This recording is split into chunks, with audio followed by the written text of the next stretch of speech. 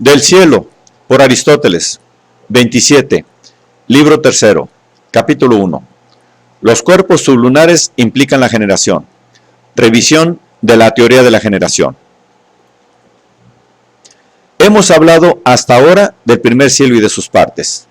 También hemos hablado de las estrellas que se ven en él. ¿De qué están constituidas? ¿De cuáles son sus condiciones y cualidades naturales?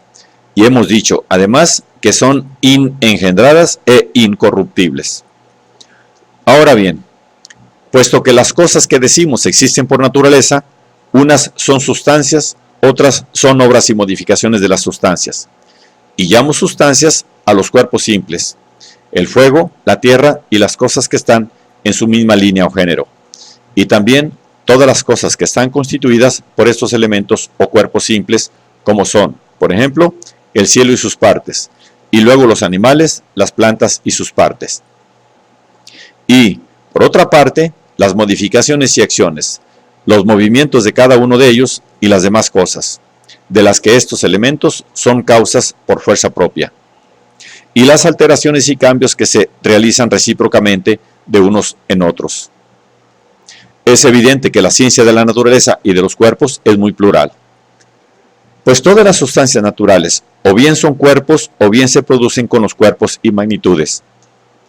Esto resulta evidente tanto por la definición que explica cómo son todas las cosas naturales, como por la contemplación o consideración inmediata de los seres concretos y singulares.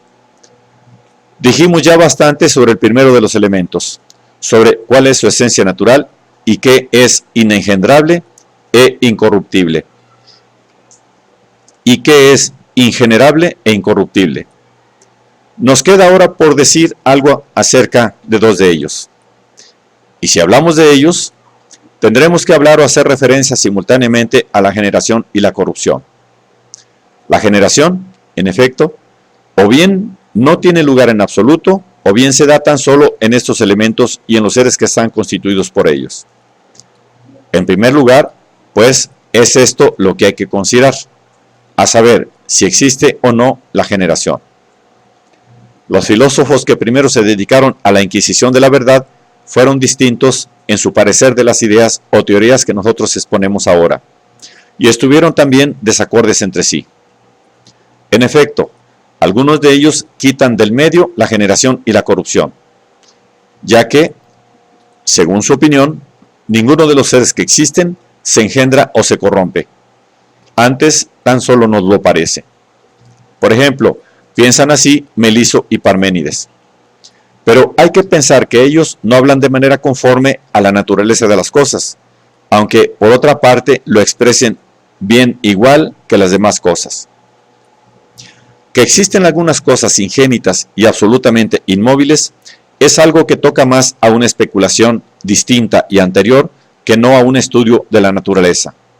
Los otros, en cambio, por no creer en la existencia de otra cosa que las sustancias sensibles y por haber comprendido los primeros algunas de tales naturalezas, en la medida en que sea posible algún conocimiento o sabiduría, nos transmitieron aquellas sentencias acomodadas a estas cosas. Otros, por su parte, como de propósito, tuvieron una opinión contraria a estas. Los hay, en efecto, que no admiten la existencia de cosa alguna ingenerable. Antes, mantienen que todas se hacen y que las cosas que han sido engendradas permanecen en parte, y en otra parte se destruyen. El principal propugnador de esta sentencia es Hesíodo, y luego los primeros tratadistas de la naturaleza. Algunos dicen que todas las demás cosas son hechas y fluyen, sin que exista nada estable, y que tan solo permanece un único ser sustancial, a partir del cual todas las cosas son aptas para cambiar y transfigurarse. Esta sentencia la quieren sostener varios filósofos, entre ellos Heráclito de Éfeso. También hay quienes conciben todo cuerpo como generable, componiéndolo de planos y deshaciéndolo a su vez en planos. De los demás hablaremos en otra ocasión. De los demás hablaremos de otra manera distinta. Respecto a estos que sostienen esta teoría y componen los cuerpos de planos, es muy fácil ver que hablan en contra de las ciencias matemáticas y, no obstante, era equitativo o bien no trastornarlas en absoluto, o bien hacerlo con razones más dignas de fe que unas simples suposiciones. En segundo lugar, es evidente que entra dentro de la misma manera de pensar o la misma opinión que los cuerpos sólidos se componen de planos y que a su vez los planos se componen de líneas y las líneas de puntos. Y si esto es así, no es necesario que la parte de una línea sea aún una línea. Pero de esto ya hemos hablado y tratado en nuestros anteriores tratados sobre el movimiento. Demostramos, en efecto, que no existía ninguna longitud indivisible. Vamos a considerar ahora, brevemente, cuáles son los imposibles a que vienen a parar, en todo lo que se refiere a los cuerpos naturales, los que sostienen que las líneas son indivisibles. Pues los imposibles y absurdos que se siguen en ellas, se siguen también en los cuerpos naturales. Pero no todos los absurdos que se dan en estos, se dan también en aquellas. Porque los seres matemáticos se dicen o predican por abstracción, mientras que los seres naturales se dicen o expresan por adición. Hay varias cosas que no pueden corresponder a los seres indivisibles y que corresponden, en cambio, a los seres naturales. Por ejemplo, que exista algo invisible. Ahora bien, todas las afecciones o modificaciones son divisibles en dos sentidos, o bien específicamente o bien accidentalmente. Específicamente se divide, por ejemplo, el color en blanco y negro. Accidentalmente, si aquel ser en que se halla la modificación o cualidad es divisible. De manera, pues, que todas las afecciones o modificaciones simples son divisibles en este sentido. Así, pues, hay que contar al imposible. Así, pues, hay que contar al imposible mismo entre las tales. Si, pues, es imposible que sin que una y otra parte tengan un peso, lo tenga el todo. Y en cambio, los seres sensibles, o bien todos, o bien algunos, tienen un peso, por ejemplo, la tierra y el agua, según ellos mismos afirmaron y sostuvieron. Es evidente que si los puntos carecen en absoluto de peso, tampoco lo tendrán las líneas. Que si no lo tienen estas, tampoco lo tendrán los planos. Y luego, en consecuencia, tampoco lo tendrá ningún cuerpo. Ahora bien, es evidente que el punto no puede tener un peso, ya que todo ser pesado puede ser más pesado que otro, y todo cuerpo ligero puede ser más ligero que otro. Pero quizá no sea necesario que lo que es más pesado o más ligero sea absolutamente hablando pesado o ligero. Igual que una cosa grande es mayor que otra, pero no es necesario que una cosa que sea mayor que otra sea absolutamente hablando grande. Hay, en efecto, muchas cosas que, absolutamente hablando, son pequeñas, pero son mayores que algunas otras cosas cualesquiera. Sí, pues, lo que es más pesado, por ser pesado, es necesario que sea un peso mayor. Todo ser pesado será divisible. En contra de esto, en cambio, suponen que el punto es indivisible.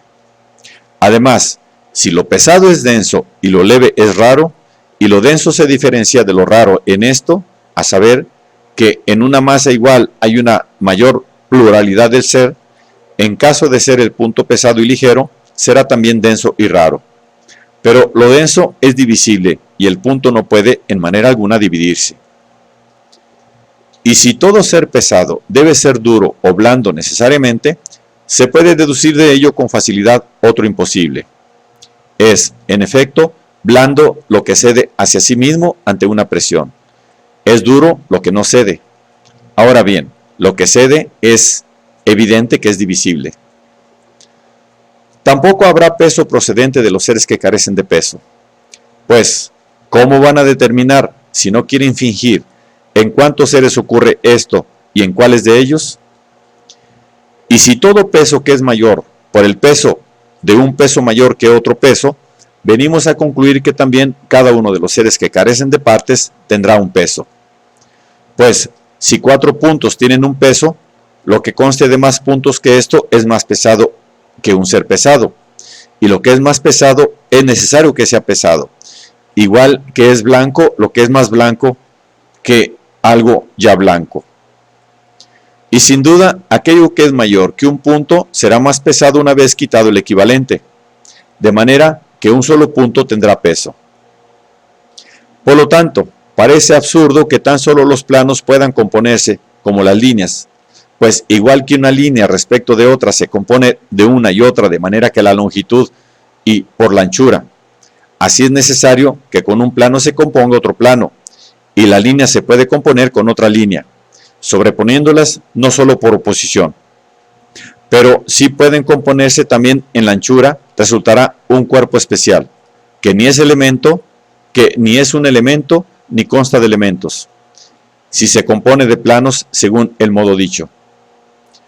Mas, si los cuerpos son pesados por la multitud y pluralidad de los planos, según se define en el Timeo, es evidente que también la línea y el punto tienen peso, porque hay entre ellos una relación de semejanza, como dijimos al comienzo. Pero si no difieren de esta manera, sino por el hecho de que la tierra es pesada y el fuego es ligero, habrá unos planos pesados y otros planos ligeros, y líneas y puntos ligeros, ya que el plano de la tierra será más pesado que el plano del fuego. Y la consecuencia absoluta es que o bien nunca existe ninguna magnitud, o bien puede ser destruida o puede desaparecer, si el punto guarda una analogía o semejanza respecto de la línea y la línea respecto del plano, y el plano en relación con el cuerpo, porque todas las cosas, en el caso de deshacerse o destruirse, se resolverán en sus primeros componentes o elementos. De manera que es posible, sin duda, que en un momento dado cualquiera existan tan solo puntos, de manera que es posible, sin duda, que en un momento dado cualquiera existan tan solo puntos, sin que exista ningún cuerpo. Por otra parte, si el tiempo está constituido de manera semejante a esta, alguna vez dejará de existir, o bien al menos podrá dejar de existir, porque el instante es indivisible, igual que lo es el punto de la línea. Las mismas consecuencias deben afrontar los que conciben el cielo compuesto de números. En efecto, hay quienes componen la naturaleza de números, como son, por ejemplo, algunos de los pitagóricos. Según nos da a ver